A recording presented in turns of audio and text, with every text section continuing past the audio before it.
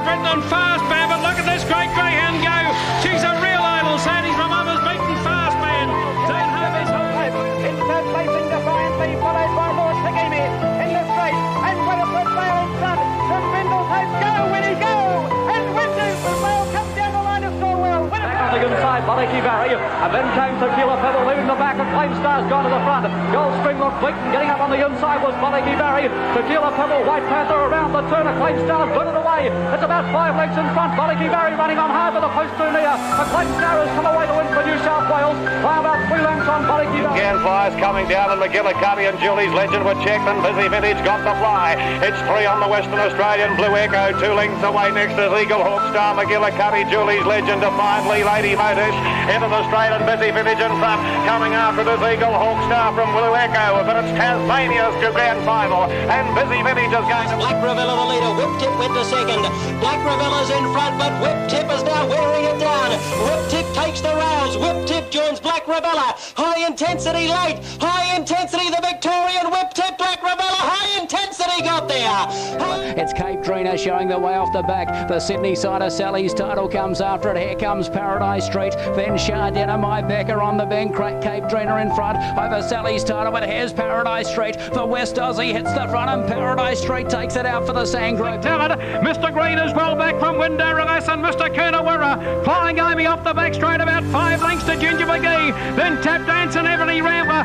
Amy clear around the corner. The great chap went out in front of Ginger McGee, and Tap Dance, and she's going to do it. It's the double of Ruddy Wall. Flying Amy 5. Off the back they come, and the leader Miata a length in front. Irma running in on this strongly in second spot. Miata in front, leads by a length and a half around the home turn from Irma Bale. A good gap to Bellhaven in the straight. Miata still a length in front. Irma Bale trying to get it. Miata in front of Irma Bale, and Miata beat Irma Bale. Third placing Jethro. Deep margins, Alex's entity tailed off. The champ Fernando Bale, he's highballing on the corner, led by 6 to Kibo. They'll followed by Bessie Boo. Fernando Bale will add the national sprint to an imposing record. Fernando Bale by 5. Bessie Boo. Some of them came in as Pine Jet and Rumbling Rick coming up the back straight, and Tomac Bale the leader. Zalia Allen is closing on the outside. It's Tomac Bale the leader. Zalia Allen coming down the outside, and Zalia Allen wins the national sprint final. Second spot again. Back is Fabregal.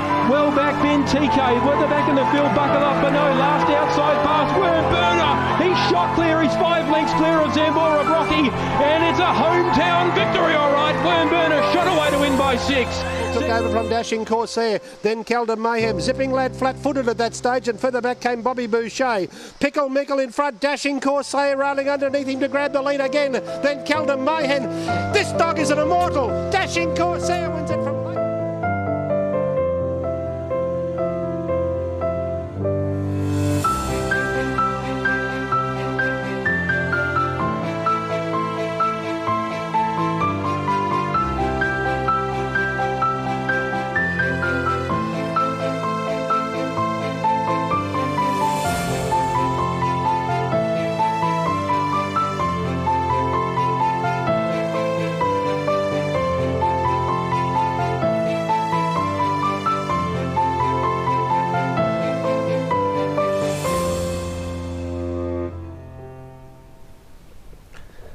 What a piece. Welcome back to Going Greys here on the Morning Line. That was put together by our next guest, Brendan Ryan from Greyhound Clubs Australia. Brendan, very good morning to you.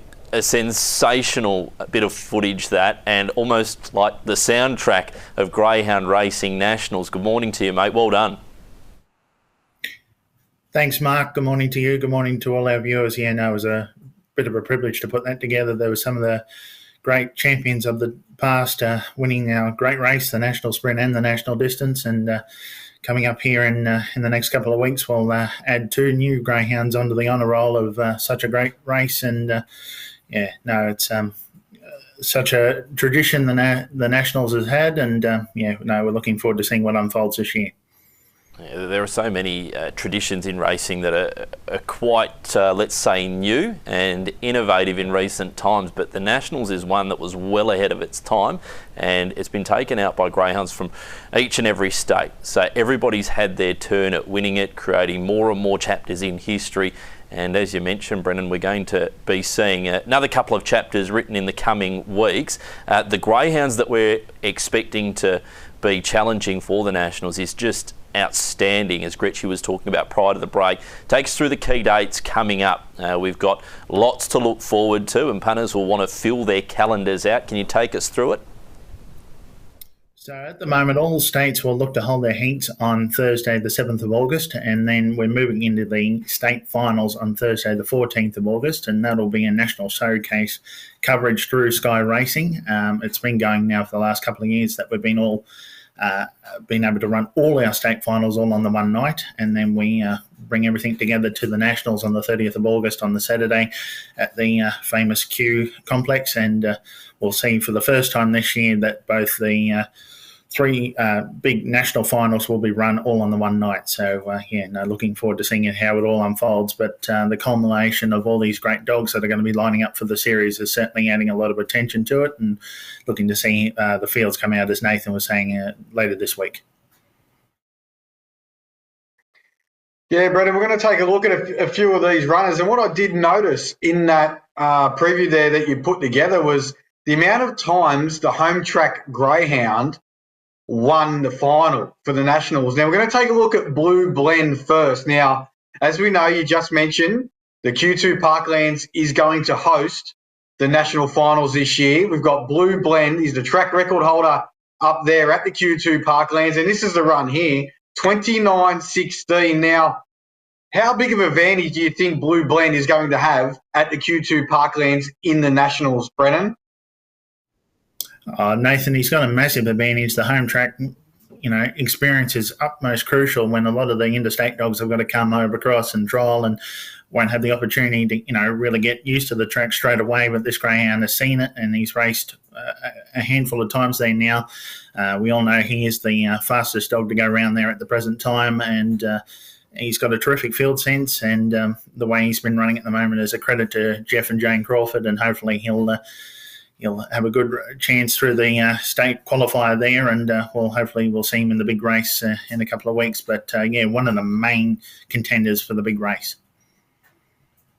Yeah, you just mentioned he's one of the main contenders up there in Queensland. Is there any other runners up there, Brennan, with a question without notice that you think can challenge him to represent the Sunshine State? Oh, look, there's many around there at the moment. I know the Ellison Kennel have got quite a few runners that are going pretty well, and Tom Savalas has got some very good dogs that are coming through his hands at the moment that are factoring up through the free-for-alls, including Dacey's Rory, who we all know was flying pretty well at the time and still is heading towards when he was through the Brisbane Cup Series, and now he's looking, in very good shape once again, and hopefully he'll be in contention and be a part of the nominations for the heats on this Thursday. Yeah, Dacey's Rory was a place getter in the Phoenix as well. Let's take a look at 2 girls here from Tasmania. Now, this was a win at Launceston, running a sleek 29.50, and just a greyhound who has hit real form at the Launceston circuit over the last sort of month or two and running real good times. Now, give us a look at, tell us about 2 girls and sort of her traits that she has as a race dog. Look, she's very strong in her last. She's a very strong 500-metre bitch, and she's running very well at the moment. The bigger the track, the more spacious, it suits to her, and I think the Q would be a very good chance. She's running with confidence, and look, the benchmark of what you want to be competing in those sort of top graded races is a 29.50 effort, and what she put forward there on Tuesday has put her in calculations. Look, she hasn't been tested at group level just yet, but that's going to be the big question if she's successful enough to win the state final next Thursday.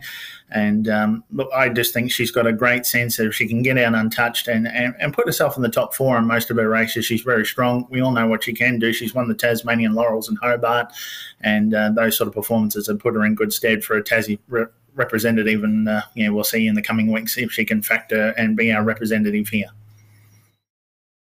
Okay, let's take a look at arguably the greyhound who is probably in the best form at the moment anywhere in the country, and I'm talking about Tim Tszyu. He's a last start winner in 29.09 at Sandown Park, and we did see Tim Tszyu go up to Queensland, and unfortunately there at the Q2 Parklands didn't get to see Tim Tszyu in the final of the Brisbane Cup.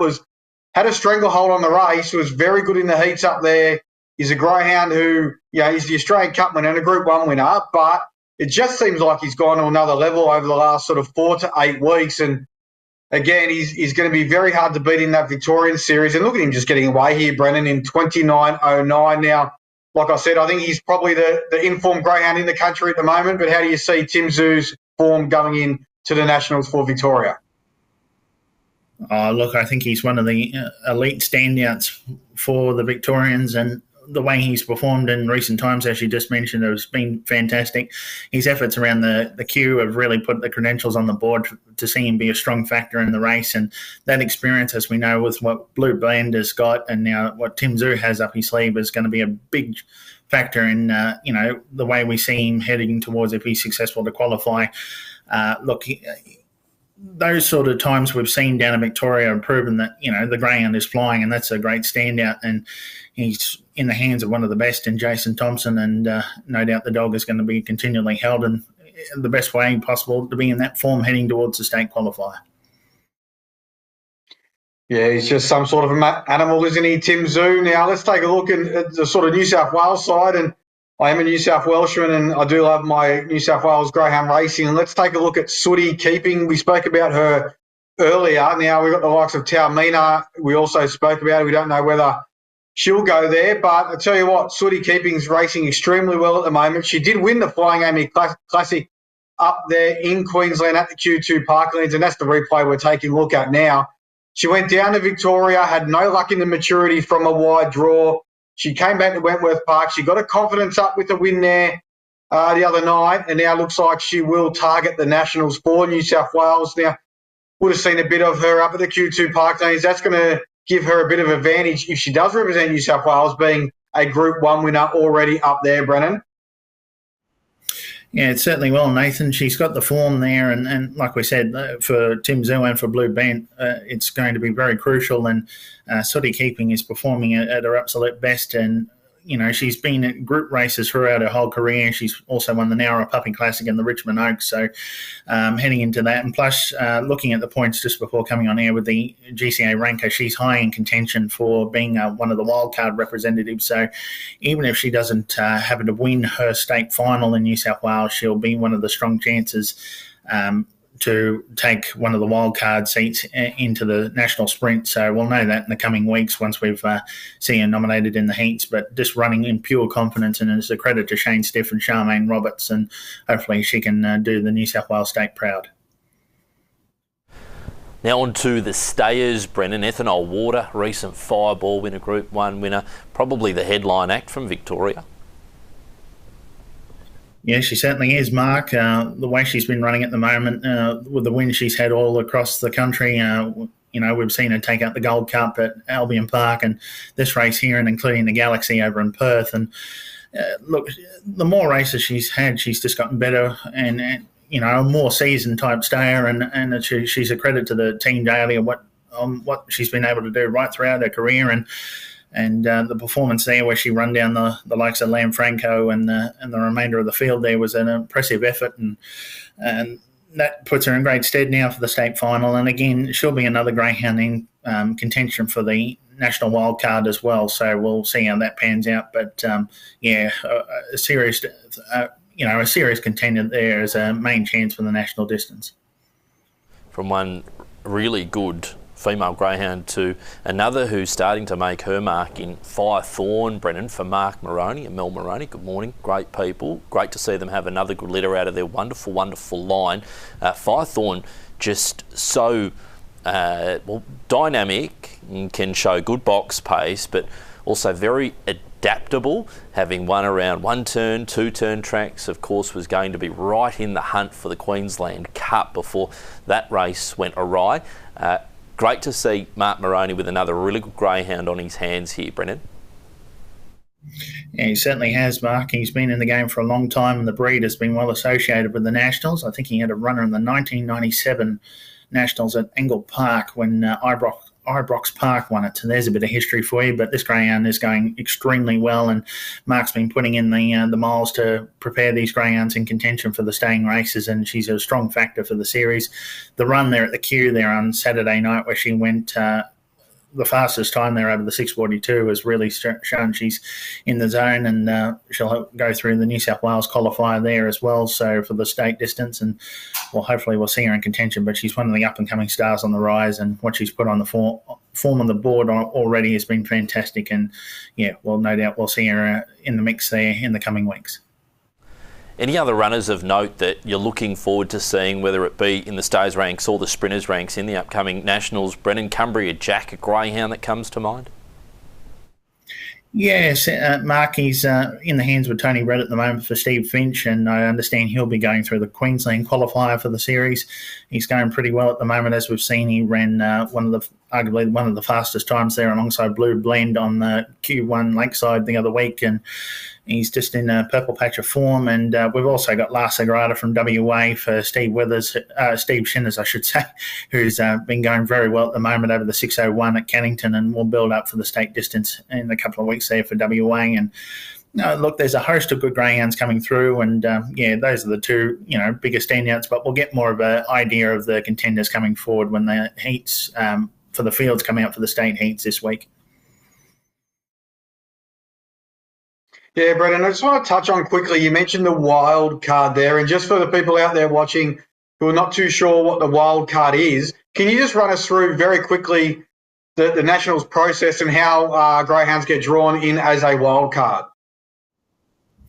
So what happens, Nathan, is that the greyhounds must nominate for the Nationals, and then those greyhounds will be, matched from the GCA points, which is collected throughout their performances in group races. So they've got to go through either win or place in a group race to collect those points in the system.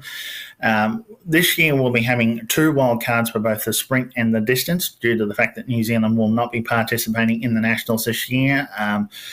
And now that means we'll have the top 2 sprinters that are well ranked in the wild card procedure that will be allocated a spot, as long as they've qualified in their respective state finals, and then they've either got to, they don't necessarily have to win. All they've got to do is run a place, and they'll get their spot in the final. So it brings a bit more of bit more discussion and debate around the dogs that'll be credited for that series, and the likes of Sooty Keeping and Ethanol Water.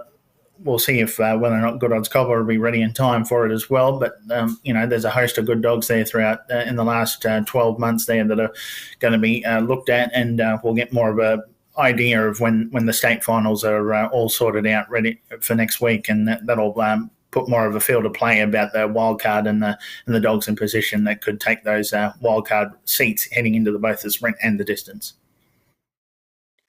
Yes, a bit of a second chance draw there for some of the greyhounds for the Nationals. As we wrap the Nationals up, let's get on to the run of the month, or the GCA run of the month, and it was Slick Splits here, Brennan, and this was the Maturity Classic final, running 29.73, coming out of box 6. Was around the $4 mark, this greyhound, and just showed exceptional early speed in a run to the first turn to take the lead and take out the Group 1 event. Yeah, no, it's a fantastic story behind the dog, and the boys from New South Wales, Jason Lyon and Nick May Major there have done a fantastic job breeding and rearing the dog and handed it over to the best in Team Daly with Tom Daly and Andrew and George have done a terrific job to prepare the dog, and he's won 7 out of 7 at the Meadows, and arguably that is one of our best age classic races we've got on the calendar, and he took on the best there is at the time, and he's put forward great credentials going forward. Hopefully he may be in contention for the Nationals. We're unsure of that at the moment, but we'll know when the fields come out later this week. But very much a star on the rise, and if he's not in contention for the likes of a Phoenix lot, well, with that performance there around that track at the Meadows and with a great record that he has, he certainly wouldn't be without discussion, that's for sure. Yeah, very good win there by Slick Splits. Now let's go to our next topic. It's a very, very sad one, the sad passing of Raiders Guide, one of the best, if not the best greyhound I've seen come out of Tasmania. Now, Brennan, I don't think I could do it justice talking about Raiders Guide, so I'm going to hand over to you here, and this is Raiders Guide taking out the Group 1 Sandown Cup final. Nathan, they say the term "gone too soon" is an understatement, and that is for Raiders Guide.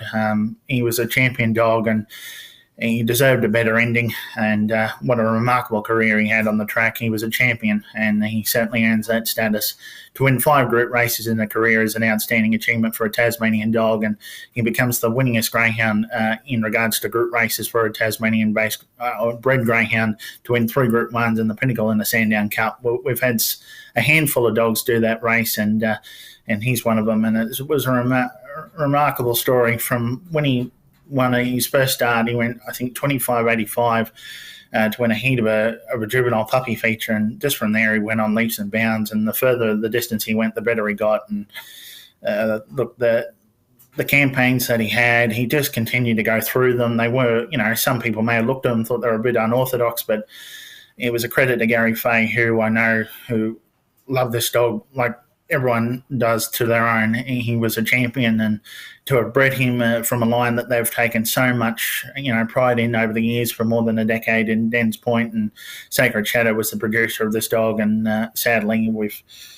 lost him now, but in time his legacy, it's well intact, but we're going to make sure he's well remembered, and it's our sympathies go out to the Fay family. They are, it's hurting them very much to lose such a dog that's represented Tasmania so much. He was the benchmark now, that when you talk about a dog competing at the national level, he was a champion. He was indeed, and I dare say $1.01, Brennan, that a Raiders Guide, a future Hall of Famer, posthumously of course, but can you speak more to the Greyhound's legacy and what he's done for greyhound racing in Tassie?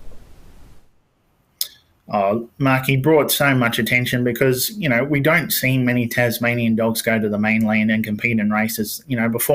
When I was coming through the sport, it was Chinatown Lad and Fallen Zorro that were the superstars, and then Belhaven, and then Buckle Up Wes were the ones that went through. But Raiders Guide, he was just a locally bred dog that got better with class. And for the Fays, they weren't ones that, were looking to go interstate to travel in big races, but they took the attempt. He qualified for the national sprint a couple of years ago, and that set the stepping stone for him to go ahead and take on the races. And the win in the Rookie Rebel was the way we saw him. And then, it took 40 years for a Tasmanian dog to win another national national championship title. We saw a Busy Vintage win that race in the national sprint there back in '84, and this greyhound went all the way to South Australia, which was again a monumental achievement and a credit to the Fays and what he done to win that race. And he cemented his legacy, and then to come out and win the Sandown Cup. They're races that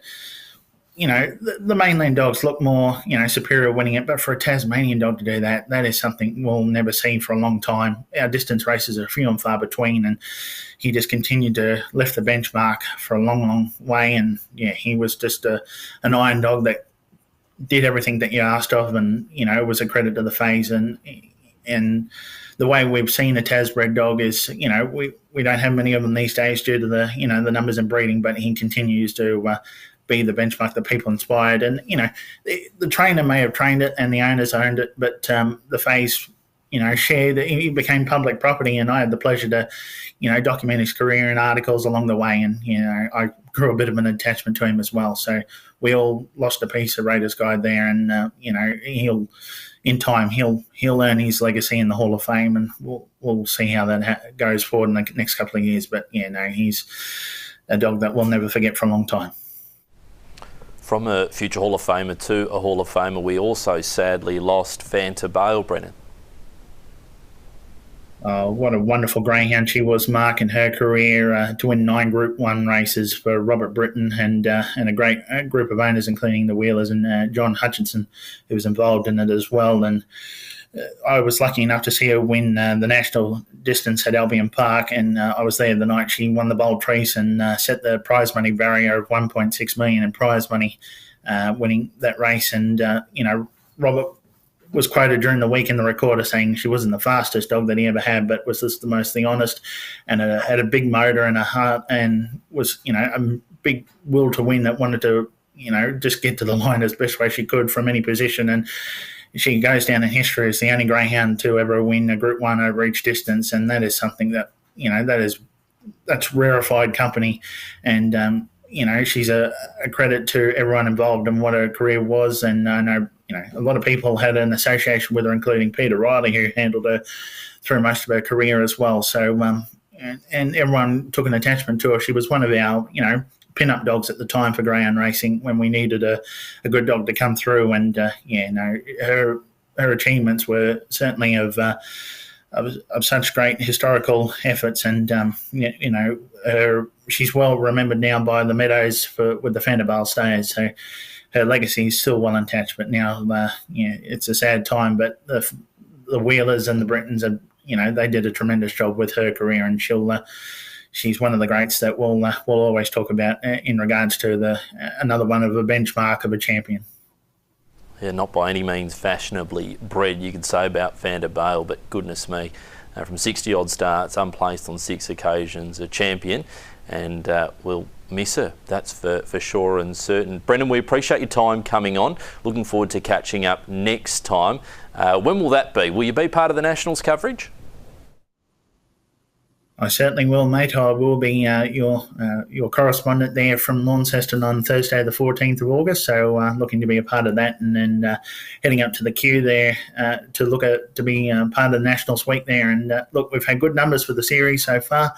And, from the 28th until the 31st of August, we've got some great events, the awards, the symposium, and some great highlights throughout the whole period there for the Nationals Carnival. So if you get a chance, come out to the queue and experience some great racing. And this is an historic year. It's our 60th year for the series, and, looking forward to the next couple of weeks with the state finals heading into the big deciders. 60 years of the Nationals, unbelievable. Big thanks to Brendan Ryan joining us from Greyhound Clubs Australia, and to you, Gretchy. Fun as always, mate, recapping some winners and looking forward to another big weekend in greyhound racing. We'll do it again soon. Yeah, thanks, Mark. I'll just wait for my invite from Brennan up there to that Nationals week. I can't wait for it, but I'll be on Going Greyhounds on Thursday morning. In the meantime, the traders and myself at tab.com.au will be waiting for these fields to come out, getting up the national heats. We've got the straight track heats, the sprint heats, and the distance heats all coming out this week. So the traders will be working on those for you to get the markets up as quick as possible. And then, Thursday morning, Going Greyhounds. And then the following week, I think Patch and I will be in the Sky Studios to help host the Nationals night, which is going to be a massive night of greyhound racing. Sensational, Gretchen. We really appreciate your time and your input this morning here on Going Greys, and we'll see you on the morning line very, very soon. As we round out this segment, there is a beautiful piece on the late Fanta Bale. Daughter of David Bale and Yosemite Typhoon, retired as the highest prize money earner Australia has ever seen. Fanta Bale claimed a record 13 group races, 9 of those Group 1s, which is also a record. And they're off now. Stepping away, flying Fanta Bale. Buck 40's going to try, but missed. Fanta Bale's won it. In the straight line, Fanta Bale clear. And Fanta Bale won it. Around the turn, it's Fanta Bale in front. Tacky keeping tries hard. The third millionaire, Fanta Bale. She won the Bold Trease. Fanta Bale moved up on the outside, takes the lead, and the mighty Fanta Bale has won the Zoom Cup. Robert, how did you end up with Fanta Bale in your care? Look, it's probably a long story, but bought the mother, UCME Typhoon, at the Abilene Greyhound sales at 13 and a half months. at the end of her career, she went to Paul, and then ended up that her litters came back to me over 3 litters. In the same time, she was purchased. I purchased her for John Hutchison and Sandy Matheson. So it turned it out to be a bit of a mate's affair where they were involved with her and had the rider along with Paul Wheeler. Now, speaking of Superstar, at what point did you realise Fanta was something special? Was it that early stage when she was getting educated, or not educated, probably pre-trained, or was it when you got her to the track? Initially, I think the first 2 times we put 4 dogs round at Geelong twice, that was 4 litter mates. One dog won by about 8 or 10 lengths both times, and I kept saying, which one was that? Which one was that? And so for the first 2 or 3 runs, I didn't really know which one it was, but she was head and shoulders above a very good litter. And again, like her very first start, she went 29.36 at Sandown. So, you get excited when you get dogs doing that, and it doesn't happen every day. What does a dog like Fanta do for someone's training career? You're obviously an established trainer before Fanta, but do you feel she did anything additional for you as a trainer? Probably satisfaction in that, you're in the game your whole life, and all of a sudden you get a dog come along that, it's a genuine champion. And, they always say if you're in it long enough, you'll get one good enough. And that happened. And really, I think it's more satisfaction that you've got a dog that's the complete dog. You've had some very good dogs, or trained some very good dogs in the past. Is she up there with the best you've ever had? She's definitely the best race performer I've ever had. There's no doubts about that. I've always said she's never the fastest dog I've ever had, over whether it be the 500 or the 700. But she was the most complete dog I've ever had, and I guess that's the thing you look for, in that she did it on the racetrack against the very best dogs, and that regardless, she didn't break a track record, but she won when it counted. As a training and owning / breeding duo, you and the Wheelers, was there ever discussion around reaching that $1 million mark? I know there was so much hype put on, I suppose, all of you guys when it came to the marketing around Fanta because of that outside interest. But did you ever have that discussion on wanting to reach that milestone with her? No, not at all. In fact, to be quite honest, it used to annoy me a bit because I like to take it one at a time. If you look too far ahead, you can be disappointed. And honestly, I kept the money side out of it. And as I said before, because we had a group of friends involved with it, the money wasn't the biggest money I've ever had with a dog because it was shared around. But at the same time, it was more the ride of having a great dog that just put in every time and won at nearly every level. I think her consistency and also the fact that she did everything right. You get a lot of dogs in your career that, they're either very fast or they're very strong or they're very quick early but they don't put everything together. And she was the one perfect dog in my whole life that I've had where she jumped a box, she was very good in the field, she chased well, and she could finish it off. So that doesn't happen very often. Racing, Lightning Frank missed the start and away very fast there, Fanta Bale. Now, last of all, what about a favourite win of Fanta's and why? Oh, it's a tough question. It's look, the Sandown Cup was a great win. The Australian Cup was a great win, but it's funny sometimes it's the smaller runs you like, and I think her when she ran second, I think it was in the McKenna Memorial. She was last early and in trouble and getting decked, and she got beat ahead by very, very good dogs. And I've always thought that was her best run. Well, she arrived with the rest of her litter as she'd been pre-trained at bred, whelped down, pre-trained and all that at Paul Wheeler's. Came to us and we trialled her. The boss had the joy of trialling her at the start.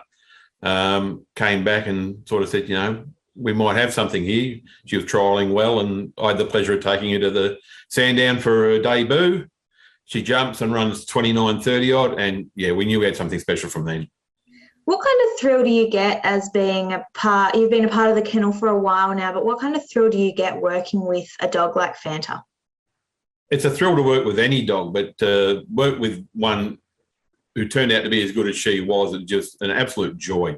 It just makes you happy to get up in the morning, go to work, give them a cuddle, and help them do what they love doing. Do you think she deserves to be in the Hall of Fame? Oh, absolutely. Prize money record, number of Group 1s won, and even her kids are winning in town now. So yeah, she might even make it as a broodie one day. You spoke about her character. Tell me a little bit more about what she was like in the kennels. She was cheeky. It's probably like young kids coming up when they know they're good at something and they just want to show off that little bit, and they'll sort of look at me, here I am, and she had a little bit about that but also when she got to the track it was all professional, and she knew she was there to do a job, and fortunately she did it. Do you have a favourite race or memory with it? Oh, it's got to be the Australian Cup win. To draw the wrong box up against some really, really good dogs, to get flattened on the first turn, even though she caused most of it herself, and then to come back and still win the race. And Clint Anderson and Paul Monk were taking photos that night, and as I'm walking back down the track, they signalled for me to wave the lead in the air, which I did. And then the emotion hit me. You can probably hear it in my voice now. And I don't know how you can describe it. Clint's got the photo. You'll probably see it. You probably put it up on this, knowing you. And where I just let all the emotion out at once and just did the big yes. And Clint got the perfect photo of it. So, yeah, that basically wrapped up what she was to me.